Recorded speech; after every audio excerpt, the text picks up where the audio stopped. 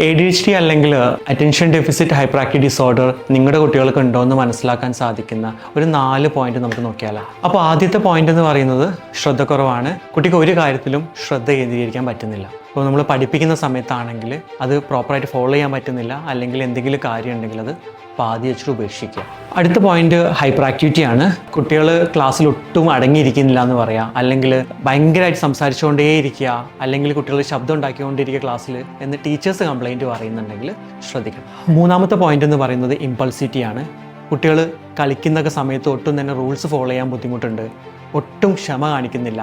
അപ്പം എന്തെങ്കിലും ഒബ്ജക്ട്സ് ഒക്കെ കണ്ടാൽ അത് വലിച്ചെറിയാതെ എത്ര ഡേഞ്ചർ ഉണ്ടെന്നൊന്നും കുട്ടികൾ ശ്രദ്ധിക്കുന്നില്ല എങ്കിൽ ഇത്തരം കാര്യങ്ങൾ ശ്രദ്ധിക്കണം. നാലാമത്തെ പോയിന്റ് എന്ന് പറയുന്നത് എമോഷണൽ റിയാക്ഷൻസ് ആണ്. കുട്ടികളെ മൂഡ് പെട്ടെന്ന് മാറിക്കൊണ്ടിരിക്കുക, അതേപോലെ തന്നെ ഭയങ്കരമായിട്ട് ചെറിയ കാര്യങ്ങൾക്ക് പോലും ദേഷ്യപ്പെടുക, അല്ലെങ്കിൽ ചുമ്മാ കുട്ടികൾ ചെറിയ കാര്യങ്ങൾ പറഞ്ഞ് കരഞ്ഞുകൊണ്ടിരിക്കുക, ഇത്തരം കാര്യങ്ങൾ ചെയ്യുന്നുണ്ടെങ്കിലും ശ്രദ്ധിക്കണം. നിങ്ങളുടെ കുട്ടികൾ ഇതിലേതെങ്കിലും സിംറ്റംസ് കാണിക്കുന്നുണ്ടെങ്കിൽ ഒരു എക്സ്പേർട്ടിൻ്റെ സഹായത്തോടെ നമുക്ക് ഇത് മാറ്റിയെടുക്കാൻ സാധിക്കും.